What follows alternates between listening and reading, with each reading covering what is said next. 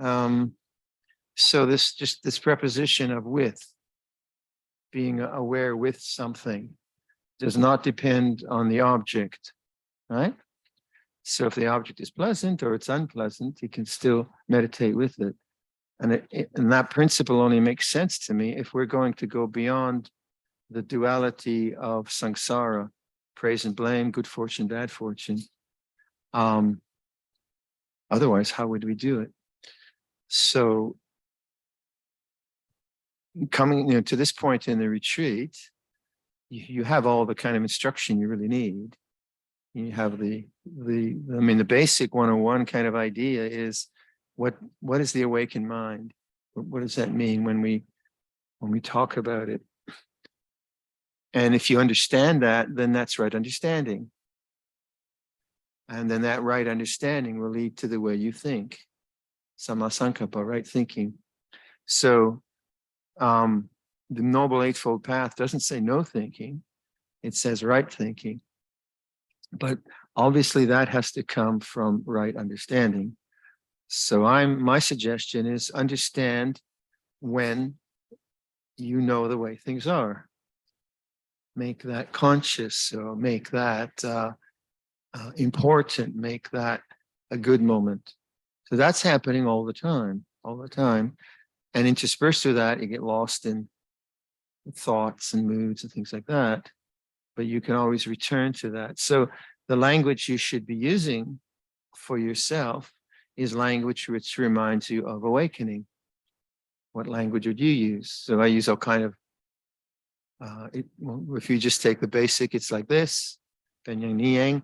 You have to use that language in a significant way. It can't just be language, it's like this, it's like this. It has to become a sharpness to it. It's like this. Pain is like this. Boredom is like this. And then that's introducing the kind of ideas about right effort, right presence, right concentration, that there's a quality to that attention. It's not just dismissive saying, oh, it's like this, it's raining again, blah, blah, blah. So that's why my suggestion was say a word, notice the gap after the word, notice the silence, notice the attention, establish the awake mind. Do that a million times a day. So right effort would be, so right thought would be encouraging that in your own practice in whatever way you want to use language.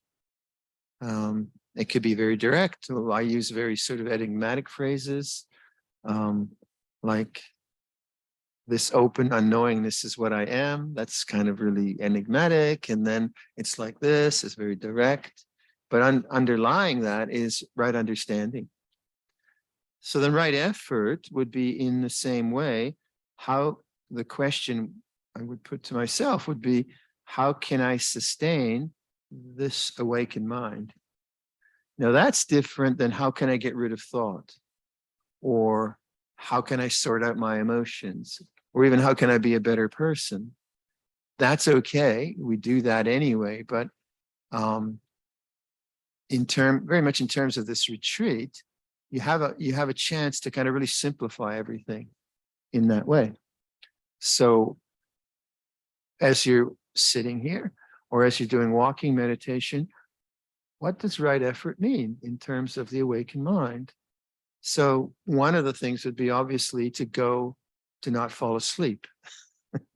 So several people have asked me about dullness, and dullness is, it's a very difficult hindrance because you're basically not there, right? It's like pain is much, much easier to deal with than dullness.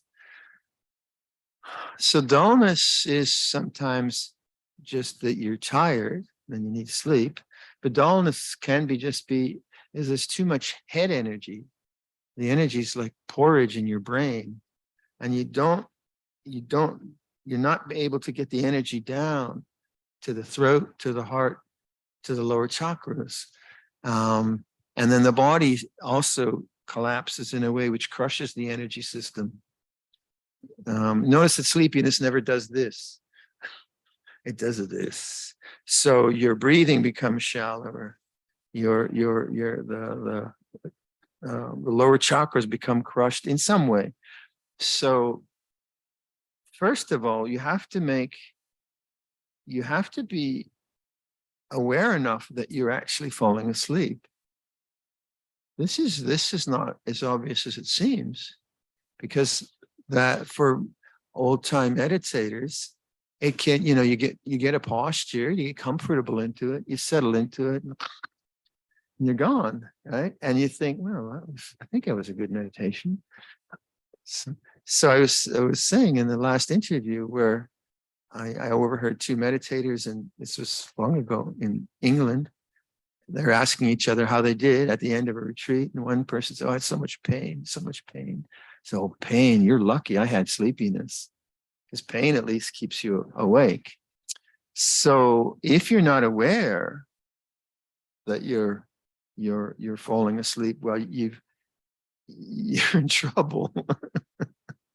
So you ask your mate, can you just look down the line and see if I'm actually nodding? And I've done, you do that, and then someone will say, you were not. No, I wasn't. I was just relaxing my body. You'd be kind of proud about that. But this is not mindfulness. That's just not mindfulness. It's a kind of groggy state. So I often tell this story, but my own insights into sleepiness came way, way back. And just, I think it was 1977 when I first went to Canada. Someone told me in the monastery that I was falling asleep in meditation. No, I'm not. But I knew I was. And then when I was staying with my mom, I said, well, that's true. So when she wasn't watching, Dad wasn't watching, I set myself up in front of a full-length mirror. And I set my clock to like 10 minutes, 15 minutes. I usually set for an hour. So the buzzer goes off and I look up and I'm completely crumpled over and I don't know it. I said, wow, you're that deluded that you're not even aware that you're crumpled over. So that gave me that gave me the gun. That gave me the gun. I got to use this arm now. The gum lung jai to, okay, I've got to figure this one out. How do I do this? And so I kept using the mirror, but then that's the major thing, is that that this is a nivarana, niwon, and you want to sort it out, and you put a lot of energy into figuring this one out. So then for myself, I could see that it was like glue in my brain. It's so heavy. And I knew I had to get my energy down. So first of all, I realized you got to sit with your eyes open. Your eyes closed, it's deadly. And I thought, wow, that's difficult, just to keep your eyes open. So quite often that is a lot. I know, like if I give a guided meditation, I'll say to people, okay, some people are sleepy here. You want to open up your eyes? The ones that are sleepy never open their eyes. The ones that aren't sleepy open their eyes. It's like, I'm not going to, it's too comfortable. So that's one thing. Another thing that I use, like this morning, there was dullness coming up. So I use a very strong posture. So I use the Cossacks, do that. My legs are long. I'll push down on my Cossacks on the lower spine. Exhibit A. So I'll actually push down. I'll push my Cossacks down, and I'll pull. I push my hara out. So you got this downward, outward movement, and that really, I don't know if it's good for your back, but it's, so that puts a lot of energy both down and out. And then from the hara, I'll open my spine and push my head to the ceiling. And then I might have to, like if I'm sleepy, I might have to do that for the whole sitting. So it's physically very vigorous. It's not like I just straighten my back and then settle again. It takes more effort than that. So it's a very, very coarse kind of effort because it's a coarse kilesa. Dullness is a very, very coarse thing. It's not subtle at all. So I'll do that. And if I'm really, really tired, then I might do some pranayama, because if you get more oxygen, and it's very helpful. So do ujjayi pranayama, or I'll just breathe very, very deeply, and on the out breath, and I've done this a few times, but I'll push my head up, and I'll imagine that there's a hook pushing me to the ceiling. So I get that going, maybe 10 out breaths, that kind of thing. And then I'll do it down too, down to the coccyx on the out breath, and push my hara out. And then I'll do it both ways like that. And then from that, I'm in the game. I'm here, and I've set up enough energy that I can now notice the manifestation of dullness. That's very important, that you actually can see the dullness coming into consciousness. And if you're really good at it, you don't give it an inch. You just don't play with it. You say, oh, it'll be all right. As soon as you notice that coming up, you do that until you're really, really sure it's cleared away. And then you naturally settle into a posture which is straight and vibrant. And then your head isn't all cloudy. It's not all. But if you watch how dullness works, it just inches in. Oh, it's just a bit of thinking, and then the person doesn't know that they're actually nodding. So if you suspect that you're sleepy, then you probably are. That's probably the case. And then experiment with that. Like, don't, that's it. When people get too comfortable in their postures, it's just too sabai. There's no fire in it. There's no pain in it, right? And then another thing that people do is they put all their weight on here, right? So you get this beautiful triangle. You got your posture, you've got the triangle. It's really comfortable. No, you can't. You got to get your arms up. You have to get your forearms off of your thighs. So like Zen monks, they sit like that. Why is that? Well, that's one reason, is that's keeping your shoulders open. It's keeping you from actually resting your weight on the thighs. Now, you don't need to do that all the time, but some of the time it's very, very important. And I mean, I've, like in the early days with Ajahn Anando, his method of dealing with dullness was he'd put a book on his head. So he'd sit there, plop. And I had to sit beside him, plop. I said, well, come on. And so you don't get much friction here with this kind of haircut. And, so he was just observing that motion. As soon as it happened, he knew he's there. But the most outrageous, I often talk about this, but the most outrageous ubaya for dullness was Ajahn Chakaro, who had really, really strong problems with dullness. And so he took a empty matchbox and he put a pin through the matchbox. And then he put the matchbox on his lap and he put his hands here. And so when his posture went, oh, that was the most extreme. But although it sounds a bit masochistic, you got to admire the guys for trying, right? They really, really tried. If it's really, really bad, say what I found in my own practice, like if an afternoon sitting was really, really dull, I just would go do a power nap for half an hour, and then I'd be fresh for 3 hours. Whereas if I was struggling with dullness, I could struggle for 3 hours. So it's not necessarily good to actually sit through it. There's that too. and if you haven't had enough rest, so on and so forth. Dealing with sleepiness in the Yoga Nidra posture, that's an interesting one because you're kind of conditioned to fall asleep. But actually, usually you're conditioned to fall asleep on your side. And if you are in Sarvasana and you have your knees raised, even if you're, because actually sleep is a very relaxed state. You just have to kind of not go too far into it. So sometimes the mind dipping into that relaxed state, as I think said earlier, there's a bit of snoring. And actually the snoring wakes you up, but doesn't make you tense. So you'll be doing Yoga Nidra and you'll hear yourself go, but you're still there.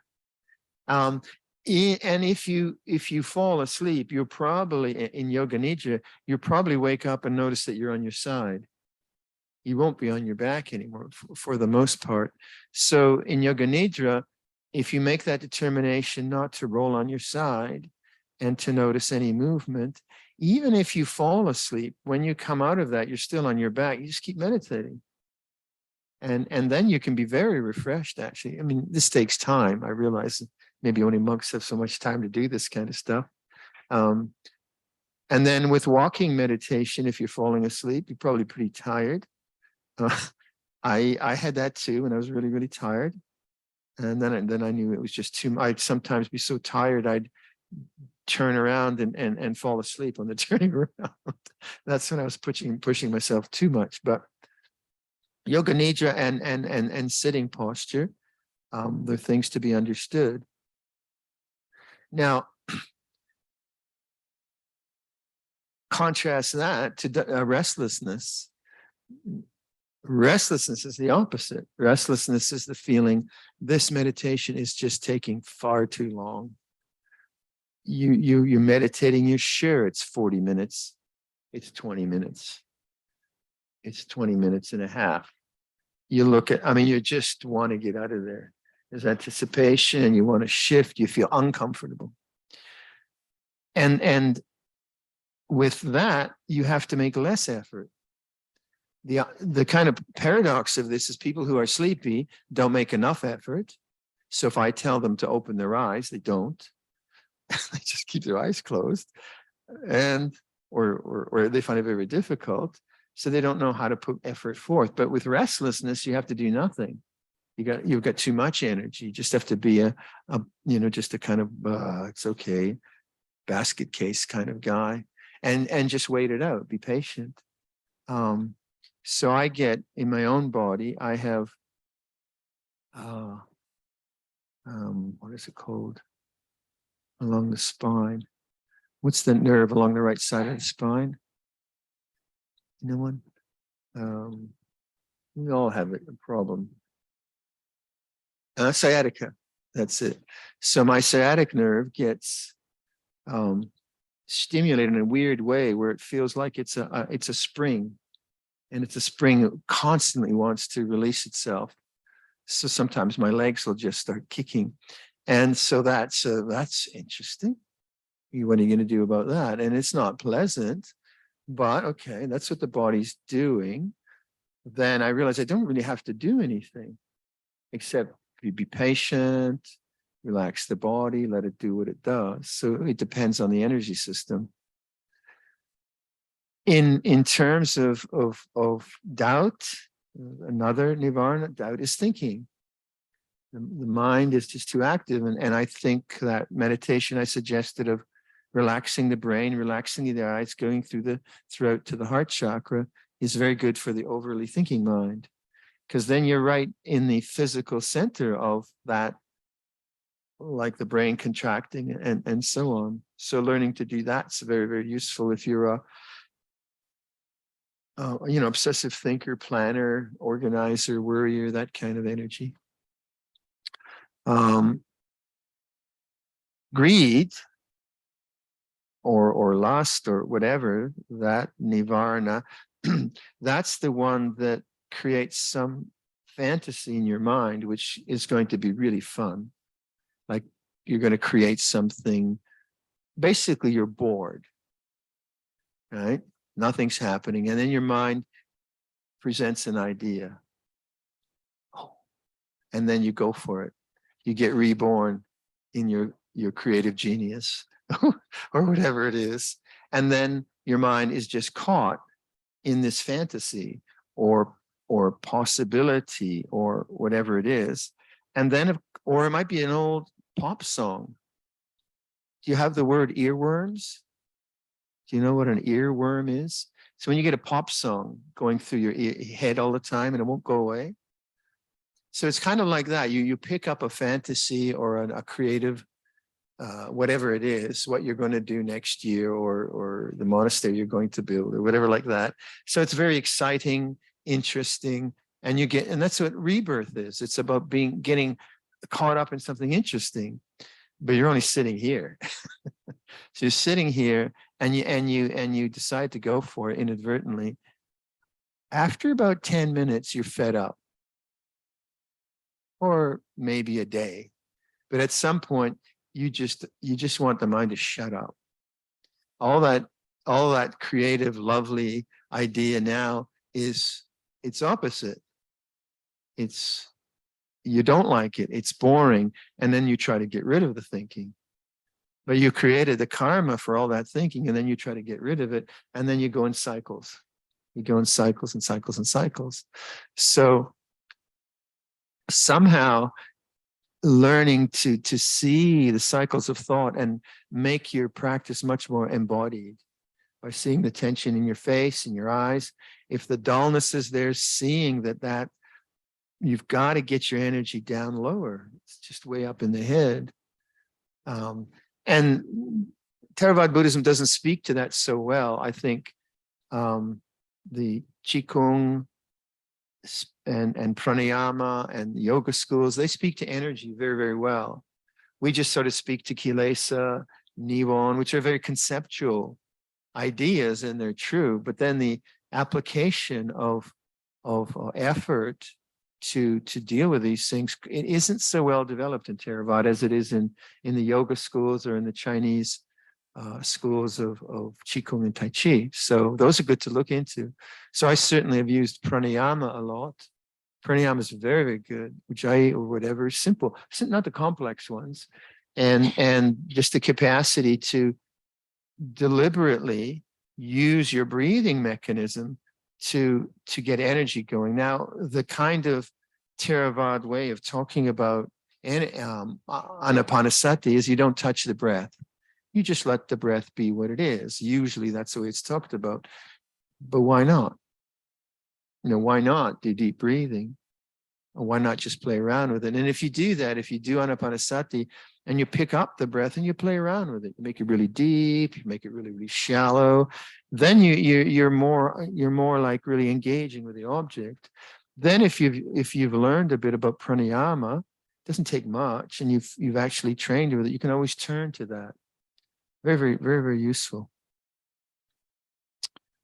So that's a rough idea around the nibbana and the nibbana. Okay, so let's just stretch your legs and we'll do some more sitting.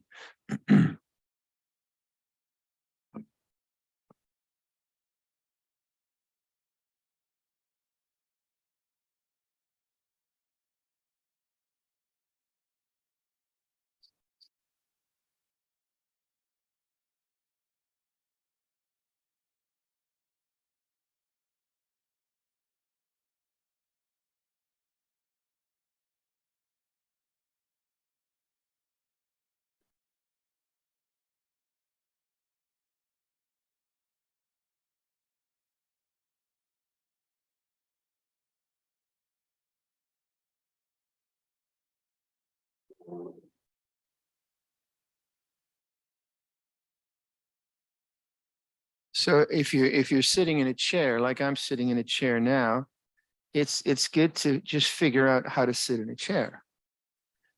And I would say that if you have a cushion in the small of your back, that's going to open your posture and make it taller. So that is a very simple solution. Also, like with your legs, that they're they're really well grounded. So you're really solid on the ground and you feel really solid. So if you're sleepy and you're leaning against the back of the chair, well, you're too comfortable. If you're not sleepy, it doesn't matter. So then if you find you're sleepy, you're sitting on a chair, you get off the back, simple enough. And you tuck your chin in and extend your posture. Same on the floor. So why don't we just look at that? Look at your posture right now. And then let me see how we say this.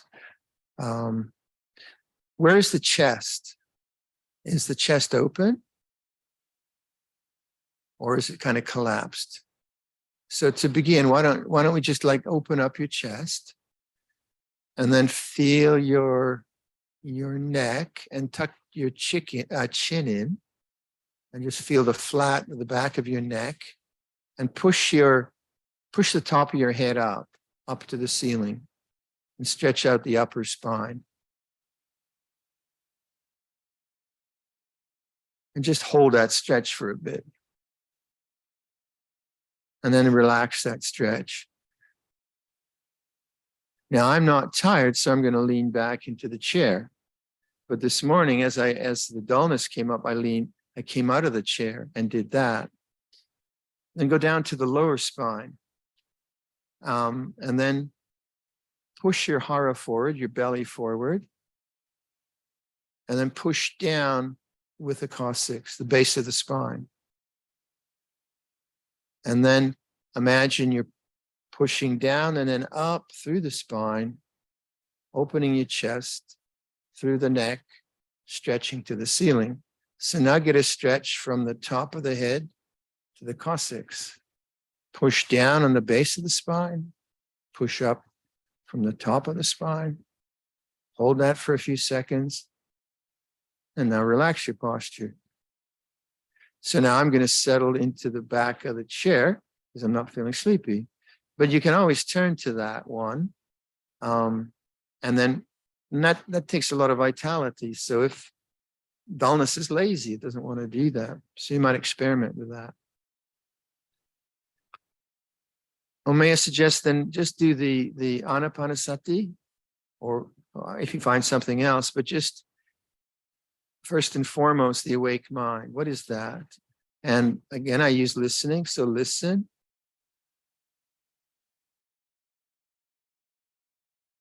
And notice the still silence of being. And we're not trying to find an experience. This awareness is always here. Receptive awareness.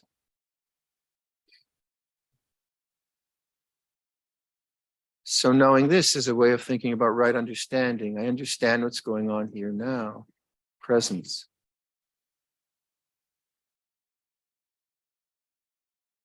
Then pick up the breath.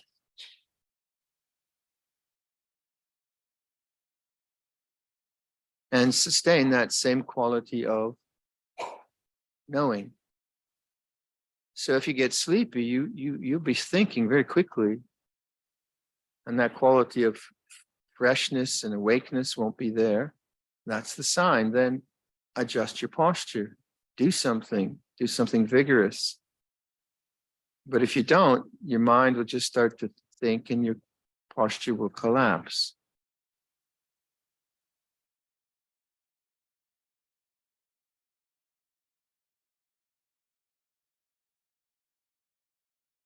And then play with your breath a bit, say. Do a few deep breaths. So long breath in, long breath out. Long breath in. Now make it really long. Like really, really fill up your whole being with air. So your lungs really fill up, your whole body feels it's filled with air. And then the out breath, let it go, let it go.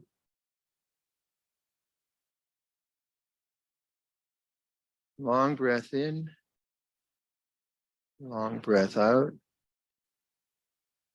Now, try to make the length of the long breath in the same as the length of the long breath out.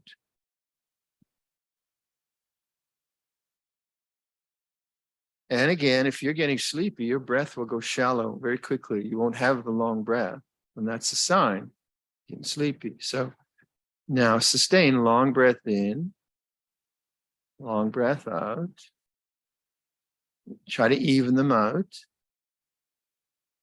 Same length. Now make them nice and smooth.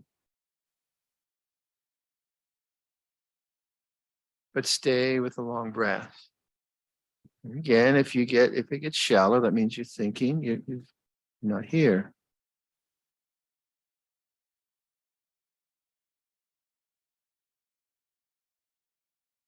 Long breath in, long breath out. Now on the out breath, stretch the upper spine up to the ceiling. So long breath in, long breath out, stretching up. Feel it through the upper back, through the neck, top of the head, stretching to the ceiling.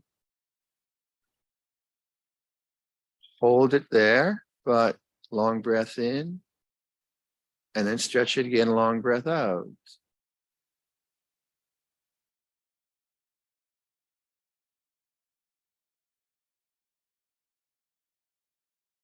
Now relax the upper back, go to the lower back, go to the base of the spine, push the base of the spine down, hara out on the out breath. So long breath in, long breath out, pushing down and out. And feel the small of the back. Long breath in, long breath out, pushing down. Again, if you're getting sleepy, the breath will be shallow. Now combine the two, long breath in, long breath out, pushing down and up.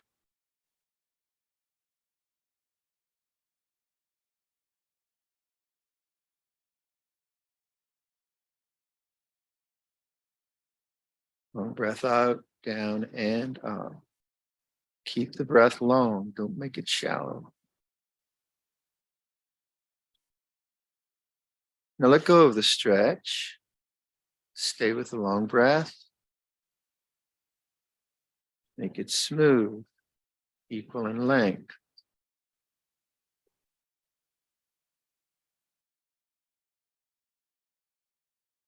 So if you have a chronic problem of sleepiness, just the long breath would be sufficient for the whole duration of the practice.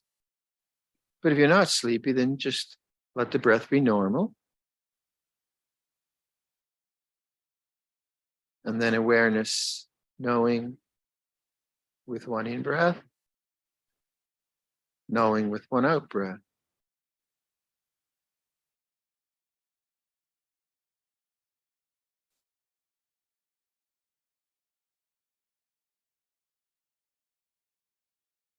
Now, another way to add to that, if again the mind is very, very sleepy, is to count backwards on each out breath. So you feel the breath, you can make it a bit deeper. Each out breath, you count backwards from 10 to 1. So this is very complicated. So 10, one out breath, 9. And if you're sleeping, you're not attentive, you'll lose it. So you start again. And then when you feel confident, you can let go of the counting. So there's various ways to do this, but these are very, you could say, coarse meditations, but very, very helpful. So use what use what works for you.